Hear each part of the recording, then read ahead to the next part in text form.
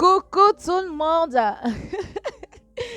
J'espère que vous allez bien. Bienvenue ou bienvenue sur la chaîne. Pour ceux qui me connaissent pas, je m'appelle Sheila. Et si tu es nouveau, je t'invite déjà à t'abonner, à liker et à partager la vidéo à au moins une personne de ton entourage. Alors, on se retrouve aujourd'hui dans une nouvelle vidéo et je vais vous parler de 5 choses que j'aurais aimé savoir plus tôt en tant que chrétienne. Et je pense et je crois que si j'avais su ces choses-là tôt, il y a certaines erreurs de mon parcours avec le Seigneur que je n'allais pas commettre. Même si je sais qu'on est humain et que voilà, on fera forcément des erreurs avec le Seigneur, mais je pense que si j'avais su ces choses plus tôt, il y a certaines choses, certaines erreurs inutiles en fait que je n'allais pas faire. Et voilà pourquoi aujourd'hui, je viens parler de ça avec vous pour vous partager mon expérience pour éviter aussi que vous fassiez les mêmes erreurs que moi. Étant donné que je suis votre grande sœur, même si tu es plus âgée que moi, du moment que tu es sur la chaîne et que tu regardes ma vidéo, je suis ta grande sœur. Donc, prends ton tabouret, prends ton cahier, assieds-toi et puis écoute. Générique.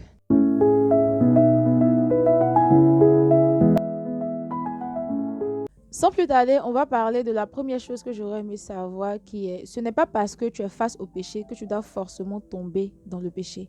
Alors, il m'est arrivé dans mon petit parcours avec le Seigneur de me retrouver dans des situations où j'étais face à l'impudicité. Et il faut savoir qu'avant, j'étais quelqu'un qui se laissait beaucoup guider par ce qu'elle ressentait. Et donc, quand je me retrouvais face à l'impudicité avec, voilà, mon petit gars dans le couloir quelque part là-bas, moi, je me disais que je suis déjà dans la situation, like, on est déjà coincé, on est déjà là, je suis bloqué. Et forcément, il y a des désirs, en fait, qui commencent à naître et tout. Et étant donné que j'étais quelqu'un qui se laissait beaucoup guider parce qu'elle ressentait, je me disais que ce que je ressens est légitime. Et si je ressens ça, c'est que je dois laisser ce que je ressens là s'exprimer, tu vois.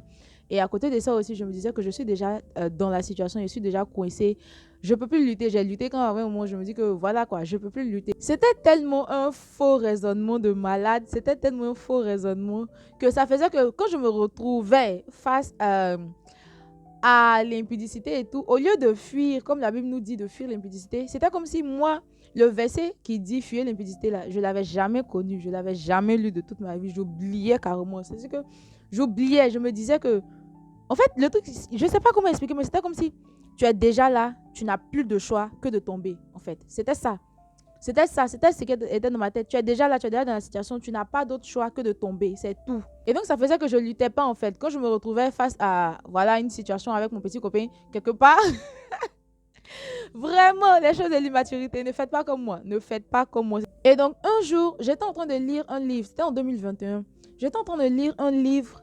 Je ne me rappelle plus de celui qui a écrit le livre. Je ne me rappelle même pas du titre du livre. Je crois que c'était un livre électronique dans mon téléphone. Je suis en train de lire comme ça. Et puis, je suis tombée sur une seule phrase qui est venue vraiment changer, vraiment modifier, briser ce faux raisonnement que j'avais dans la tête, en fait. Et la phrase disait, ce n'est pas parce que vous êtes face au péché que vous devez forcément tomber dans le péché. Et cette phrase est venue et ça a carrément réveillé quelque chose en moi. C'est venu briser, en fait, tous les faux raisonnements que j'avais. Et c'était pas que la phrase, il y a eu d'autres écritures en bas, mais en fait, c'est la phrase plus le reste de l'explication en fait qui est venue et qui a vraiment brisé en fait comment je vais dire ça?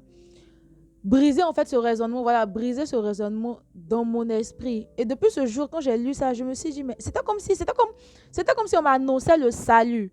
Parce que comme je le disais, moi, pour moi, quand je suis face à ça, j'ai pas d'autre choix que de pécher. Alors que je savais pas que j'avais la possibilité de fuir. Je savais pas que j'avais la possibilité de résister. Je savais pas que j'avais la possibilité, en fait, que j'avais la possibilité de dominer, en fait, ce péché-là, de le surpasser, de dominer et puis de ne pas pécher, de sortir vainqueur de cette tentation. Et par la grâce de Dieu, depuis j'ai lu ce livre jusqu'à aujourd'hui, quand je me retrouve face à la tentation, je sais que c'est pas parce que je suis face à la tentation que je dois forcément tomber. C'est pas parce que la tentation est là que je dois forcément tomber. La tentation peut être là et puis je vais la vaincre en fait. Donc j'en parle aussi pour dire à quelqu'un que c'est pas parce que tu te trouves face à une tentation, tu te trouves face à une situation que tu dois forcément laisser tomber tes armes et puis voilà te jeter dans le truc. Non, non, non, tu as la possibilité de vaincre la tentation car la Bible nous dit qu'il n'y a aucune tentation qui ne survient, qui ne soit au-dessus de nos forces. Tu vois, donc c'est pas parce que tu es face à une tentation que tu dois forcément tomber dans la tentation. La tentation ne vient pas pour que tu tombes, la tentation vient pour que tu la surmontes en fait. La deuxième chose que j'aurais aimé savoir plus en tant que chrétienne, c'est que tu ne pourras pas grandir spirituellement si tu ne sors pas de ta zone de confort. Il faut savoir que moi, c'est quelqu'un là. J'aime trop manger. J'aime manger. Les gens savent. Les gens de mon entourage, en tout, les gens de mon entourage, en tout cas les personnes qui sont proches de moi, savent que vraiment, j'aime la nourriture. Et pour grandir spirituellement, pour grandir dans ta relation avec Dieu, il y aura des sacrifices que tu vas devoir faire. Il y aura des jeûnes que tu vas devoir faire. Il y aura des... Voilà, tu vas devoir prier, tu vas devoir jeûner, tu vas devoir méditer, tu vas devoir aller à l'église, tu vas devoir... Voilà, il y a plein de choses que tu vas devoir faire en fait pour non seulement grandir dans ton intimité avec le Seigneur, mais devenir utile aussi pour le Seigneur. Et il va arriver des fois dans ta vie que Dieu te demande de faire des retraites spirituelles. Retraites spirituelles dans laquelle, voilà, tu ne manges pas, tu n'as pas de téléphone, tu es là comme ça, tu pries, tu jeûnes, tu médites. Et donc, moi, vraiment, j'arrivais pas à faire ces choses parce que je me disais que c'était vraiment trop dur, en fait, de jeûner sur 3 jours comme ça. Tu montes matin, tu descends le soir. Vraiment, c'était fatigant. Et ça faisait qu'il était difficile vraiment pour moi de sortir de ma zone de confort dans le sens où vraiment me priver de certaines choses pour grandir avec le Seigneur. J'arrivais pas, c'était compliqué. J'arrivais pas vraiment à me priver de mon téléphone, à me priver de la nourriture, à me priver même du sommeil. Parce que voilà quoi, il y a des fois où tu vas devoir te lever avant le soleil pour prier, pour dénoncer l'horreur et toutes ces choses. Et vraiment, c'était compliqué. Et moi, avant, je me disais que, enfin, si voilà, le matin, quand je me réveille, qu'à la journée, quand je pars me coucher, il n'y a pas le temps de prier, de méditer, c'est que je ne sais plus quoi faire. Parce que la nuit, c'est fait pour dormir. La nuit, c'est fait pour dormir. Donc, genre, en fait, dans mon entendement, je ne me voyais pas me lever au milieu de la nuit pour prier. Parce que je me dis que la nuit, c'est fait pour dormir. Je dois dormir, je dois me reposer, toutes ces choses. Vous voyez? Et aussi que, voilà, on doit manger. Tu dois manger en journée, en fait. Donc, même si je jeûne aujourd'hui, genre, il me repose 2, 3 jours et puis je jeûne après. Mais je ne sais pas si vous voyez un peu. Donc, vraiment, c'était compliqué pour moi de faire certaines choses pour grandir avec le Seigneur, de faire certains sacrifices, comme sacrifier mon téléphone, sacrifier mon temps, sacrifier mes passions, sacrifier les choses que j'avais envie de faire pour soit aller à l'église ou soit aller à l'évangélisation, sacrifier aussi voilà, la nourriture, parce qu'il y avait aussi des fois où tu es en jeûne et puis on prépare de la bonne bouffe à la maison, mais tu ne peux pas manger parce que truc en fait. Et il arrivait même des fois où on était en jeûne de groupe, d'église ou un jeûne collectif avec certains frères et certaines sœurs. Et il y avait des règles comme quoi, genre ne pas manger du poisson, ne pas manger de la viande, ne pas manger, voilà, certaines choses. Et vraiment, moi, c'était vraiment compliqué parce que je me dis que non, que je ne peux pas, c'est trop dur. Même si je commence, je commence et premier jour, deuxième jour, arrive un moment où je dis, bon, je suis fatiguée, que je ne peux plus tenir. Et puis je coupe. Alors que si tu n'as pas l'habitude, en fait, de te priver de certaines choses, de sortir vraiment de ta zone de confort, de supporter la faim, de ne pas dormir, de faire tous ces sacrifices-là pour grandir avec le Seigneur, tu ne vas pas grandir, en fait. Tu ne vas pas grandir. Et donc, moi, vraiment, c'était compliqué pour moi. C'était compliqué pour moi. Mais maintenant, aujourd'hui, par la grâce de Dieu, je comprends, en fait, que si je veux grandir avec le Seigneur, je dois vraiment sortir de ma zone de confort. Je dois vraiment commencer à faire des choses qui, voilà, qui vont perturber un peu ma chair, que ma chair ne va pas apprécier, mais que mon esprit va apprécier. Donc, jeune ou jeune reine, si tu regardes cette vidéo, sache que pour pouvoir grandir avec le Seigneur, il va falloir que tu sortes de ta zone de confort. Il va falloir que tu sacrifies ton sommeil, que tu te réveilles à 3h, 4h du matin pour prier. Il va falloir que tu fasses les 2, 3 jours de jeûne sec. Il va falloir que tu sacrifies ton téléphone. Il va falloir que tu jeûnes les réseaux sociaux. Il va falloir que tu jeûnes la télé. Il va falloir que tu jeûnes ton téléphone. Mais en tout cas, tu vas devoir sortir de ta zone de confort. La troisième chose que j'aurais aimé savoir plus en tant que chrétienne, c'est que la solitude est une étape très importante par laquelle je devais passer. Quand je dis solitude, je ne peux pas dans le sens où j'ai pas d'amis, j'ai personne, je suis seule dans mon coin. Non, non, non. Je parle de la solitude en tant que célibataire, où tu es célibataire. La solitude, cette solitude où tu es seul que toi et Dieu seulement. Pas de petits amis, pas de petits copains sur le côté, juste toi et le Seigneur. Quand je me suis convertie, je me suis mise en couple, je crois, 11 mois. 11 mois après ma conversion. Mais bien avant ça, dans le passé, dans mon ancienne vie, quand je n'avais pas encore le Seigneur, quand je n'avais pas rencontré le Seigneur, sinon je le connaissais de nom, mais je ne l'avais pas encore rencontré dans ma vie et tout, bref. Je me mettais en couple assez rapidement. C'est pas comme si j'étais en manque ou quoi que ce soit, mais c'est juste que les occasions se présentaient et puis bon, je tombais vite amoureuse aussi, donc là, vraiment, c'était mon problème qui était là.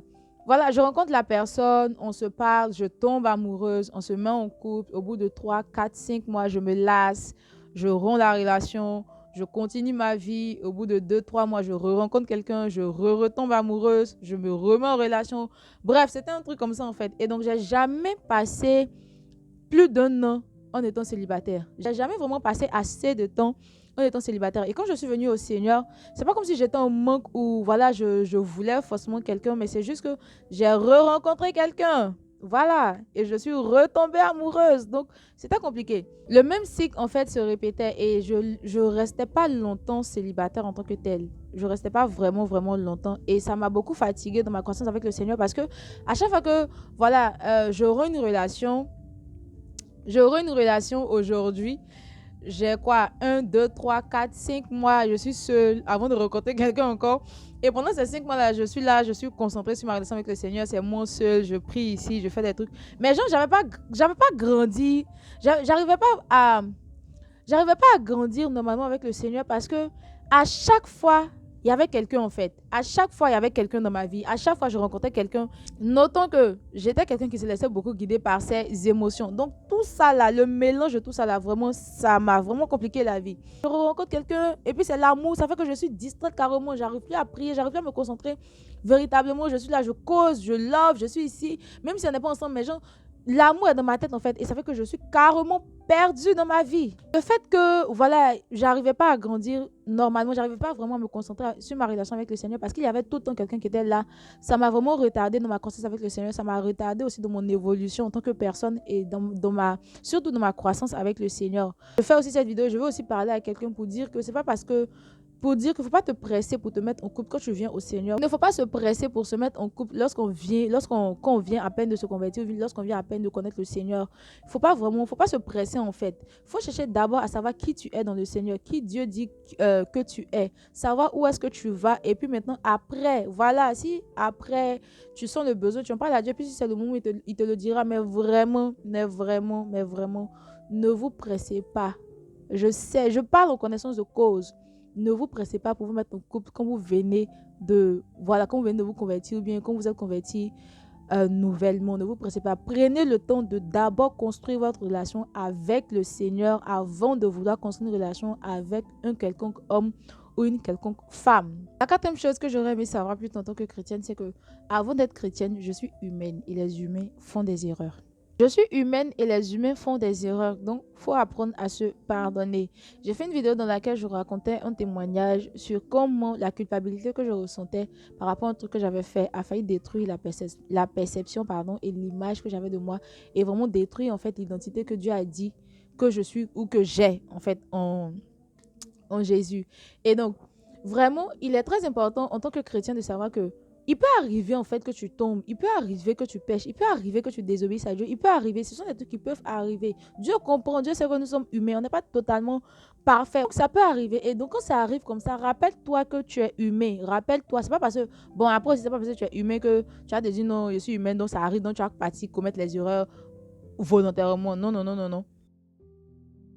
Mais pour les, voilà, inconsciemment ou je sais pas, face à une situation, tu n'as pas pu résister ou je sais pas quoi, il s'est passé un truc.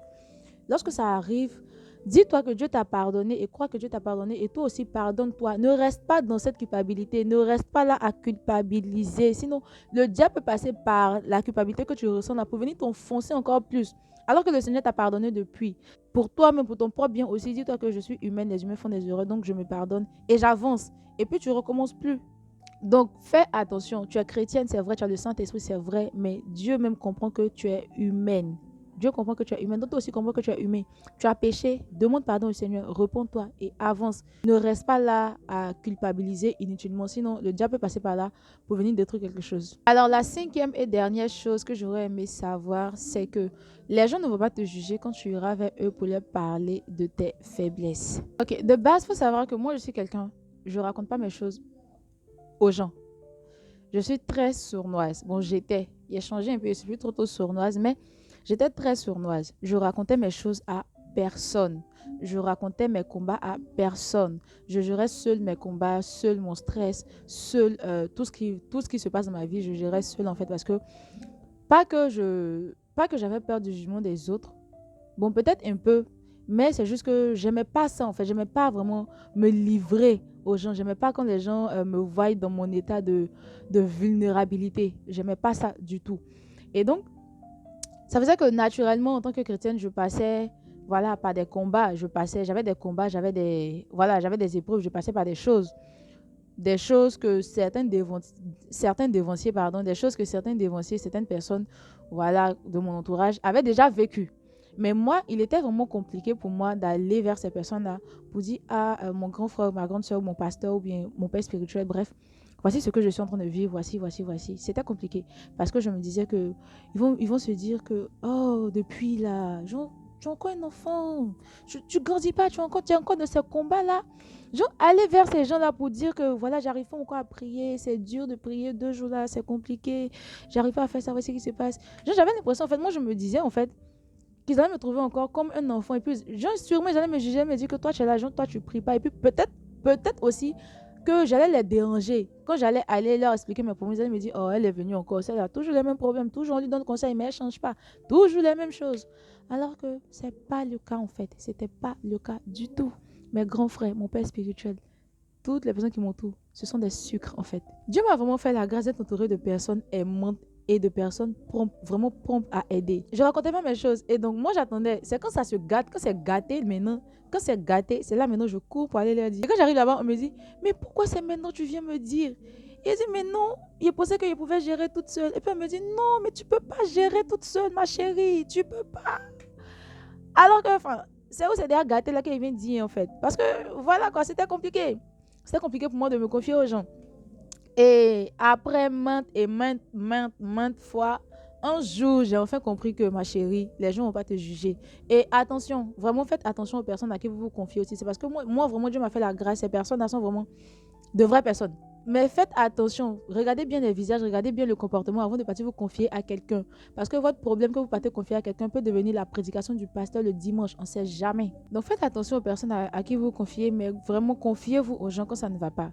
En parlez aux gens, en parlez aux personnes autour de vous, en parlez à votre père spirituel, en parlez à votre pasteur, en parlez à qui vous voulez, mais en parlez parce que vous ne pourrez pas gérer tout seul. Si on pouvait gérer nos problèmes, nos trucs, si on pouvait tout gérer tout seul sans avoir besoin de quelqu'un, le Seigneur n'allait pas nous parler de communion fraternelle. Il n'allait pas demander aux gens de l'église, au temps des pierres et autres, de demeurer ensemble, de se soutenir, de voilà tout ce qui va avec. Il n'allait pas parler de ça parce qu'il allait donner la capacité à chacun de gérer ses propres problèmes tout seul. Donc vraiment, on parlait.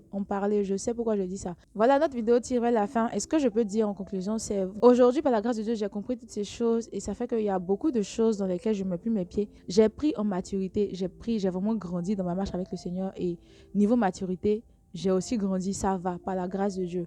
Et mieux vaut en fait comprendre ces choses tôt que tard. Parce qu'aujourd'hui, par la grâce de Dieu, j'ai compris ces choses et ça fait que j'ai une manière différente de marcher, j'ai une manière différente de me comporter avec le Seigneur, de me comporter avec les personnes autour de moi. Et par la grâce de Dieu, ça me permet de vraiment évoluer, de vraiment grandir en fait dans mon quotidien, dans ma marche avec le Seigneur, dans ma vie en général. Et donc, j'ai fait cette vidéo vraiment pour en parler, pour aider aussi certaines personnes. Et je fais cette vidéo en tant que grande sœur. Je vous ai dit, si tu es sur la chaîne, c'est que je suis ta grande sœur ici. Je fais cette vidéo vraiment pour avertir et pour vous éviter aussi de faire les mêmes erreurs que moi. Et si jusque-là, tu n'es pas encore abonné, je t'invite à le faire et à partager la vidéo à une personne de ton entourage qui a besoin d'entendre ça. Et moi, je vous dis à la semaine prochaine pour une nouvelle vidéo. D'ici là, prenez soin de vous et que Dieu vous bénisse. Bisous!